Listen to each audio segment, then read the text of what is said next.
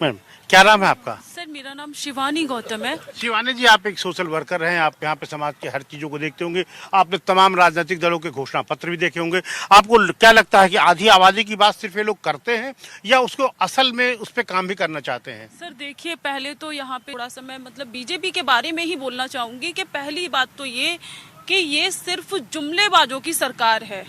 इन्होंने जो ये कहते हैं कि हमने ये किया वो किया या हमने इतना सब कुछ किया, पहली चीज तो ये कि आप कोई भी रिपोर्ट उठा के देखिए, चाहे वो एनसीआरबी का डाटा उठा के देख लीजिए, चाहे आप इंडियन काउंसिल मेडिकल रिसर्च की रिपोर्ट उठा के देख लीजिए, आप कोई भी रिपोर्ट उठा के देखेंगे तो कहीं पर भी ये खरे नहीं उतरते हैं।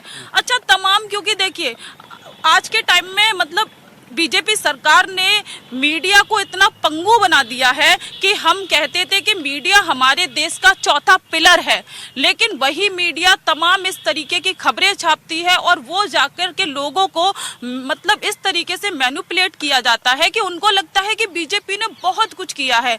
हम मोदी जी के खर्चों पे बात क्यों नहीं करते हैं? अगर देखा जाए तो जिस तरीके से मोदी जी अपने पोस्टर्स लगवा रहे हैं, उनका पर डे का खर्च 2 करोड़ रुपए है। ये कहां से आ रहा है? ये आम जनता का पैसा है जिसको आप बेफिजूली में खर्च कर रहे हैं। इन्होंने बोला था कि ये इन्होंने बोला था कि हम 2 करोड़ रोजगार देंगे। अगर हम रोजगार की बात करते हैं तो आज के टाइम में 9 लाख से ऊपर की वैकेंसी है गवर्नमेंट सेक्टर में जो खाली पड़ी हुई हैं। और अगर हम मैन्युफैक्चरिंग सेक्टर को देखते हैं तो 2014 से पहले मैन्युफैक्चरिंग सेक्टर में लगभग 5 करोड़ लोग रोजगार प्राप्त करते थे। इन्होंने बोला था कि हम सरकार में आएंगे तो उसको हम डबल कर देंगे, मींस 10 करोड़ कर देंगे। लेकिन अगर हम प्रेजेंट के कैलकुलेशन को अगर देखते हैं तो इन्होंने डबल करने के बजाय वो 2.7 करोड़ रह गया है। तो आपने कहां अपने वादे पूरे किए?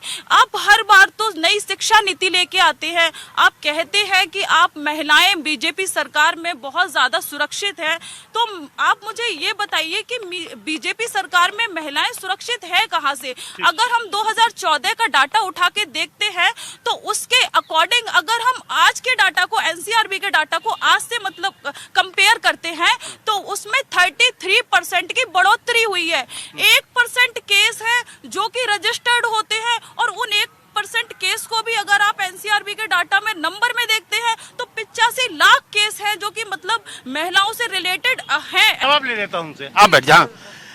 सुनील जी, ये तो इन्होंने एकाएक आरोप लगाया कि जुमलों की सरकार है साहब, एनसीआरबी के